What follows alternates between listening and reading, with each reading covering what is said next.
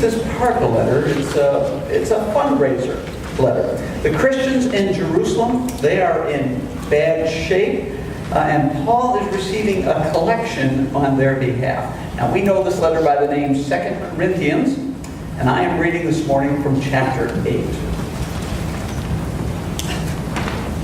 Hear now the Word of God as it comes to us through the pen of the Apostle Paul. We want you to know, brothers and sisters, about the grace of God that has been granted to the churches of Macedonia. For during a severe ordeal of affliction, their abundant joy and their extreme poverty have overflowed in a wealth of generosity on their part. For, as I can testify, they voluntarily gave according to their means, and even beyond their means, begging us earnestly for the privilege of sharing in this ministry to the saints. And this, not merely as we expected. They gave themselves first to the Lord, and by the will of God to us, so that we might urge Titus that, as he had already made a beginning, so he should also complete this generous undertaking among you. Now, as you excel in everything, in faith, in speech, in knowledge, in utmost eagerness, and in our love for you, so we want you to excel also in this generous undertaking. I do not say this as a command, but I am testing the genuineness of your love against the earnestness of others. For you know the generous act of our Lord Jesus Christ, that though he was rich, yet for your sakes he became poor, so that by his poverty you might become rich. May the Lord add his blessing to the reading of the hearing of his word. And all God's people said, Amen. Amen. Amen. Well, I find Paul very gracious here. He's not demanding or commanding that the Corinthians give to this need among the saints in Jerusalem. Rather, he's inviting them to engage in some self-examination. He lifts up the Macedonians, who are an impoverished group. He lifts them up as an example and says, look how generous they have been to the same need. He's trying to inspire them to generosity. These impoverished Christians gave as much as they could and more. And they did so joyously. It would be as if I told you how the people of our sister church, La Esperanza, in Cuba, how generous they are. They, like really all the Methodists in Cuba, they give 10%. They give the first 10% of what they receive. And these are not a wealthy people. And they are joyous about it. They're very excited to give, and they will even give beyond the 10%. Glad for the privilege. It would be as if, after sharing the story of these brothers and sisters in Christ, I were to ask you to join them in excelling in this grace of giving. A lot of Christians, I would say probably most Christians, embrace the idea that we should look after one another. Paul asks the Corinthians to step up and help those who are struggling in Jerusalem. It's really not so different than the special offering that we've been taking on behalf of hurricane victims, those United Methodist churches devastated by Hurricane Michael. We've been receiving this offering. It just seems right that we should help church in another place that is in need. But we might readily embrace the sentiment behind that and say, oh, yeah, Pastor, that is a good idea. And we will gladly give when we have something extra to give. Well, here's the problem. Here's the problem.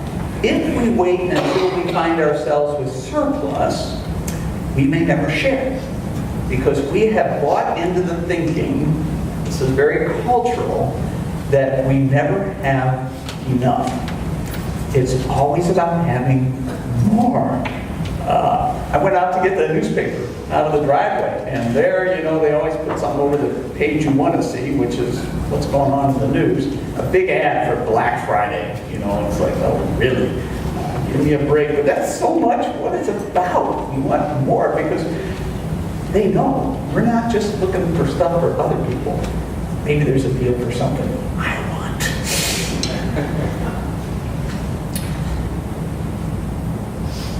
You know, it's not necessarily a problem to buy something because you want it, but it's always a problem for you to think you need something that you only want.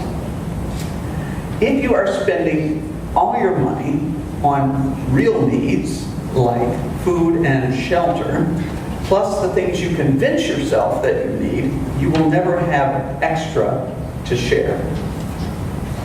Now, some people have their spending under control, but they seek to stockpile everything that they don't spend.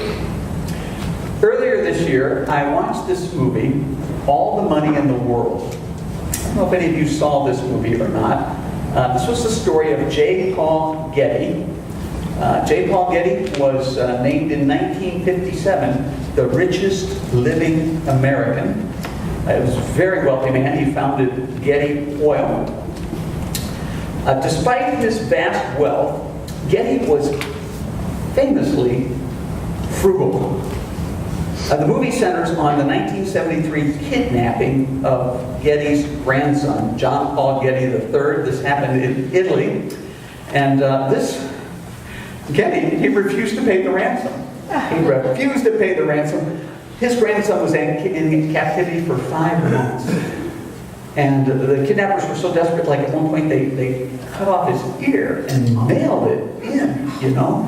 It's like, pay the ransom, pay the ransom. J. Paul Getty bargained them down.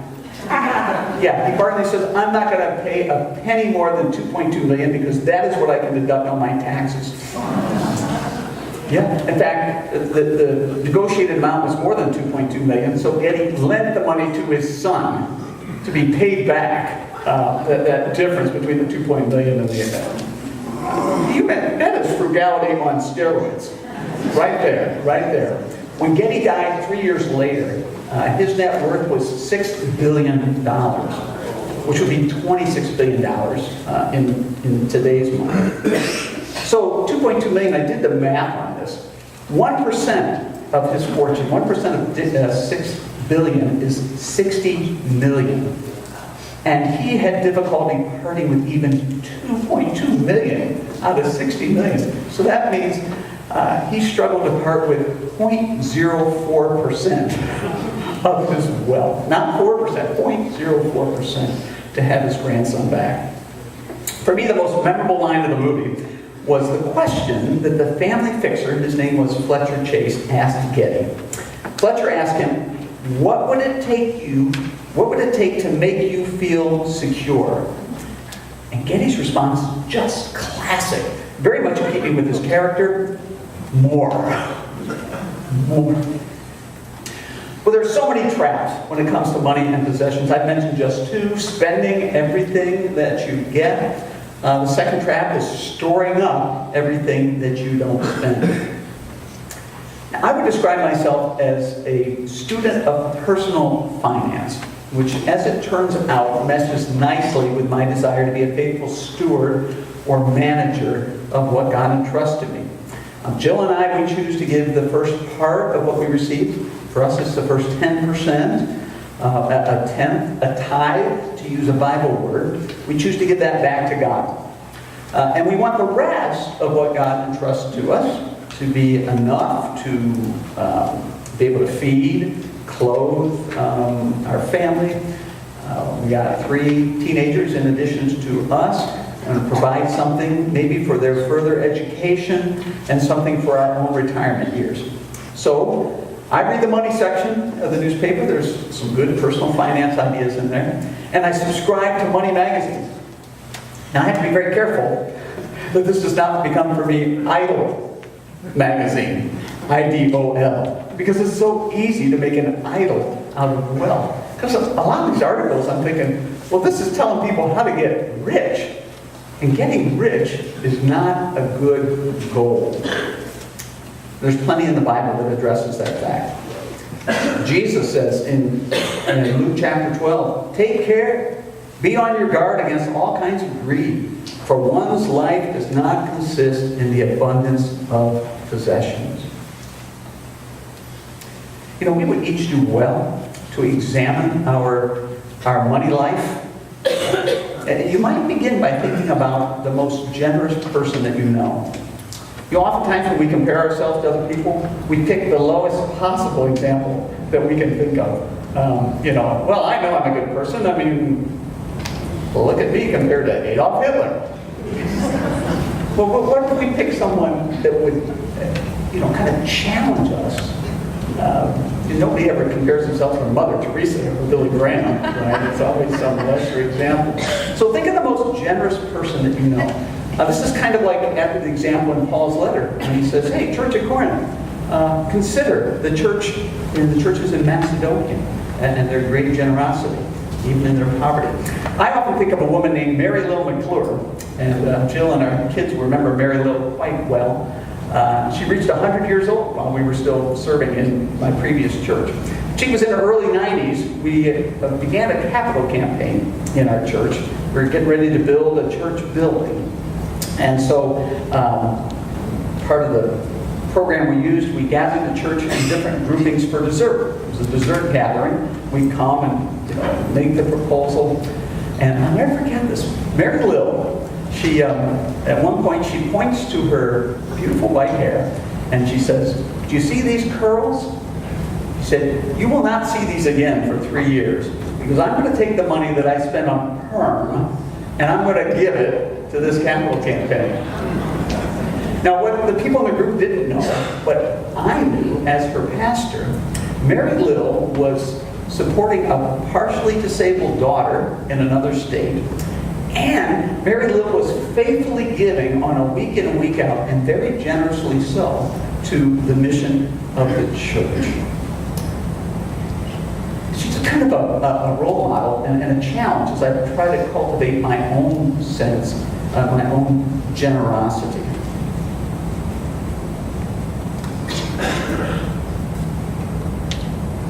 She had a sense of the difference between what I want and what I need. Apparently, getting a perm is not a need. It's a want. So I think of her when I'm cultivating my own generosity, when I'm tempted to put my faith in whatever wealth I possess, then I think of J. Paul Getty. I just don't want to go there. I don't want to be that guy. It's just saving some is prudent. Placing your faith in wealth is foolish. John Wesley, the founder of the Methodist movement, had a lot to say on the topic of money and possessions.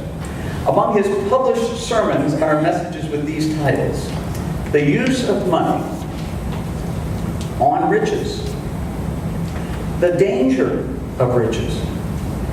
He did another one, The Danger of Increasing Riches.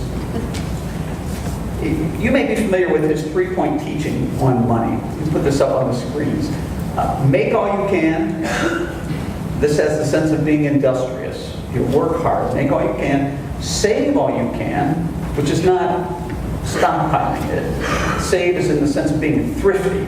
You don't spend more than you need to spend. And then the third one, give all you can. Generous. Give all you can. And he was quite concerned about the people called Methodists doing the first two and neglecting the third. Because if you do the first two, if you're industrious, you work hard, you make all you can, and you're thrifty and not spending more than you need to, if you do not do the third thing, you will become rich. And he saw this as very dangerous. He felt if you were rich, you were depriving others who were in need, and if you were rich, you were tempted to things that would destroy you. Wrote John Wesley, wherever true Christianity spreads, it must cause diligence and frugality, which in the natural course of things must beget riches. And riches naturally beget pride, love of the world, and every temper that is destructive of Christianity. Now frankly, a lot of Methodists ignored John Wesley on the third point. They did quite well with number 1 and number 2, and it was an expanding economy at the time in Great Britain, late 1700s. So people were getting rich, and Wesley often complained against the stubborn refusal of the Methodist people to listen to him on this pivotal point: give all you can. Now at this point, I'm going to add my own 2 cents. When it comes to what any of us can or can't do, Often I can't simply means I won't. I can't simply means I won't. We can come up with all kinds of reasons, maybe excuses, why we can't do this or that thing. And maybe you've heard yourself come up with these excuses. Well, why I can't eat right, or why I can't exercise, or why I can't serve, or why I can't give. Now, last week we talked about giving to the mission of First United Methodist, making disciples of Jesus Christ for the transformation of the world, and how we're going to go about that. You can be motivated to give to this mission and also believe that you simply can't. Pastor, I'd love to give, but I can't because, insert words here, I just can't. I would like you to become interested in why you can't, why you believe that you can't. Now, in this way, I've had it very easy. I grew up in a family where my parents, they were very generous towards the church of my childhood. They tithed. I know this because sometimes I would put the envelope in the plate. So I would see how much was on there, and it seemed like a very big number to me. And so I asked my parents, and well, they were just very forthright about, well, this is what we've chosen to do. We give 10%. So I had this very good example, and my parents taught me, and I guess my sisters and brother too, to do the same, and to give the first 10%. And as I think back, I'm thinking, well, my dad was a junior high teacher, public school teacher, although he did become later an elementary school principal. And my mom was a part-time church musician. She played organ in our not very large United Methodist Church. And there were 5 kids. There were 5 of us. And to me, this does not sound like a recipe where you have extra to give. It wasn't a matter of extra. This was a priority for them. So I've had the benefit of growing up just believing that I could give as well, that I could tithe. And so I do. When I was single and made more money than I do now, I gave a lot more than 10% to the church and other places. But even now, with 3 growing kids, we give 10% and then some. In our pledge card, that lists 10%. That's where we feel like we should give first to the church.